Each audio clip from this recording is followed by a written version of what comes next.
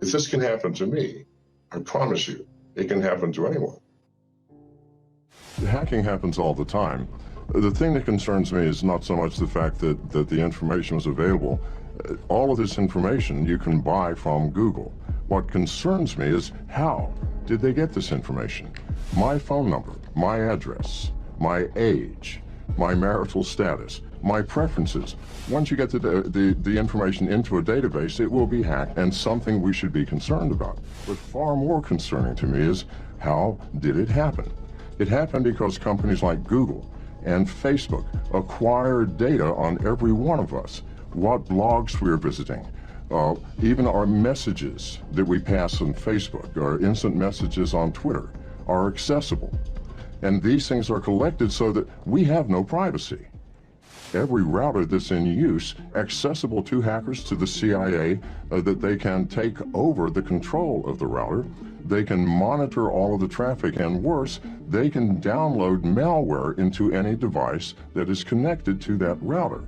So I personally never connect to any Wi-Fi system. Every router in America has been compromised. We have all known this, and we've been warning about it for years. Nobody pays attention until something like WikiLeaks comes up and says, look, this is what's happening. Then the world goes, oh, but we've been saying it for years.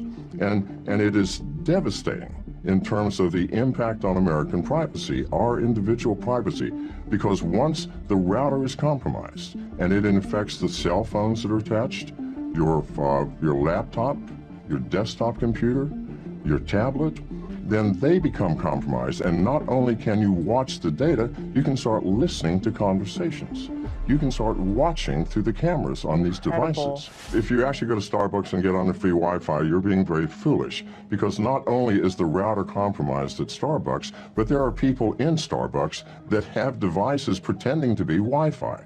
And you're connecting to them sometimes. And they're monitoring all of your traffic, reading your emails, and your text messages. I use the LTE on my phone. I know that sounds crazy, but that's the only way that I can be secure.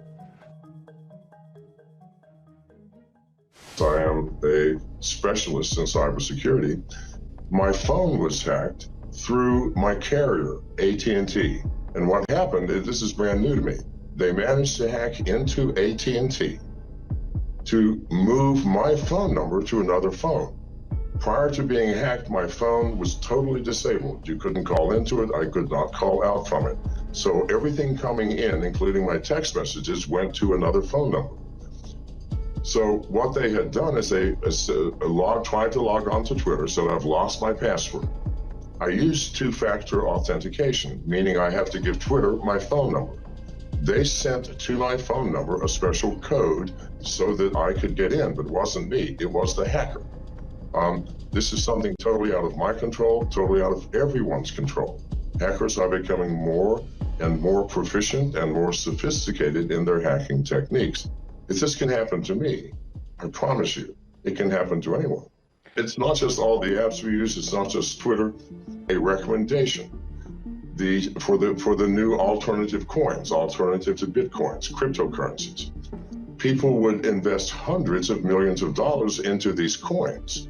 What the hacker did was he recommended 6 different coins within 6 minutes and invested, I'm sure, much money beforehand into those coins. As the coins rose, the hackers sold his money.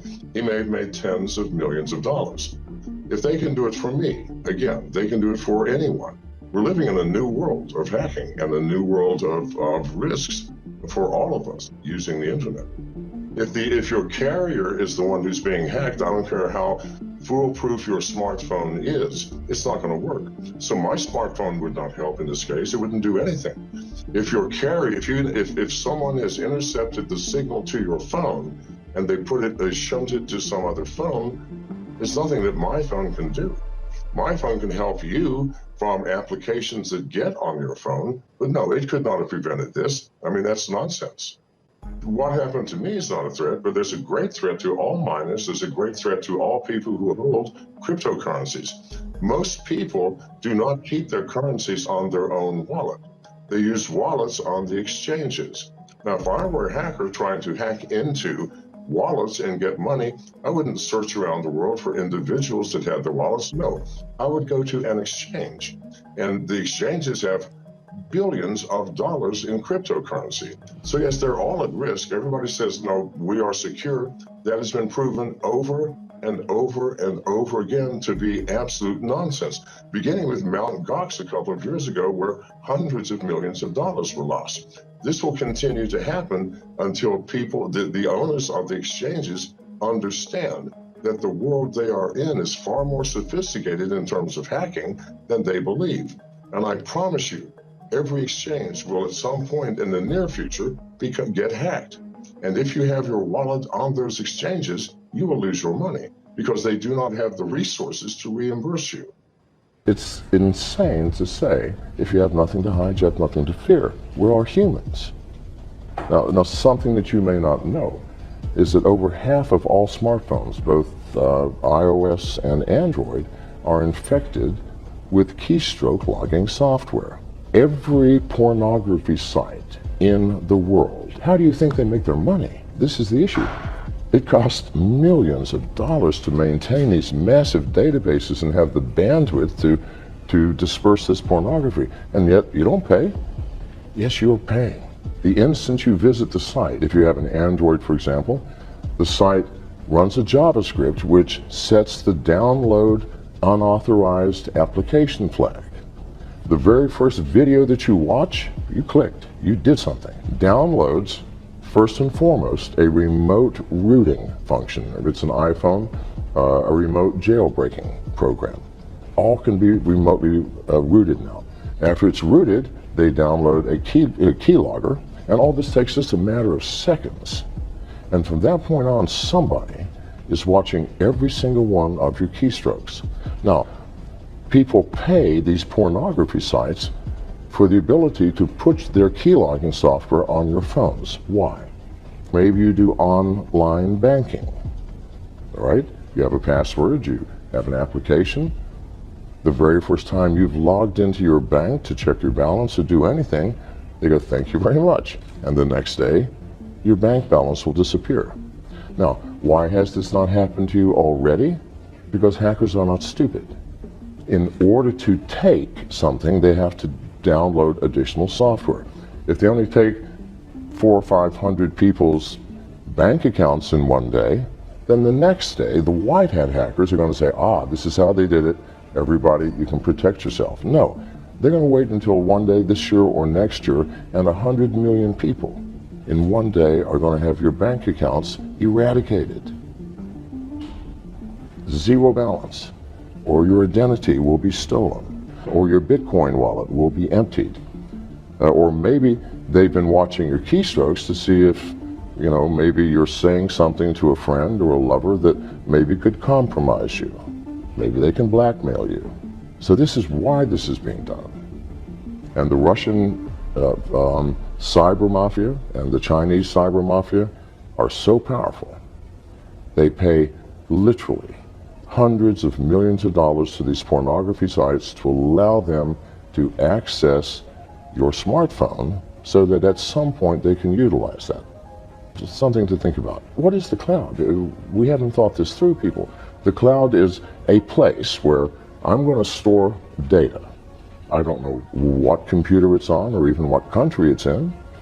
I don't know who is managing it and monitoring it and controlling it. I don't know what type of security facilities you have. I know nothing. And I'm willing to put my valuable data there? No. Why would we do that?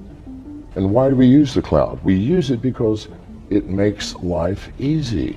I can access my data from anywhere and from any device, on an airplane, my smartphone, my laptop, who cares? It would have to be a new type of cloud, a cloud that you, as the user, have control over to the extent that you get to choose the location of your data. The ridiculousness of wallets, keep in mind that if you've been to a pornography site, someone's watching you anyway, as soon as you install the wallet, you just gave up your wallet to any hacker who wants access to it. To keep the wallet on any intelligent device, whether it's your laptop, your desktop, or any mobile device, that's insane. It will get stolen. The world is changing rapidly. The entire world is teetering on the edge of a cliff, dangerously, where we are allowing these devices to basically become our masters rather than the other way around. And these devices are spy devices. We buy them so they can spy on us.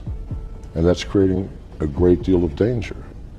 It would be a horrific world. It should be waking people up. But instead, we're still drawn into this tiny little colorful, entertaining screen.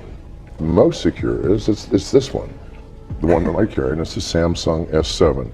And the reason is it is the only phone that cannot be remotely rooted or remotely jailbroken.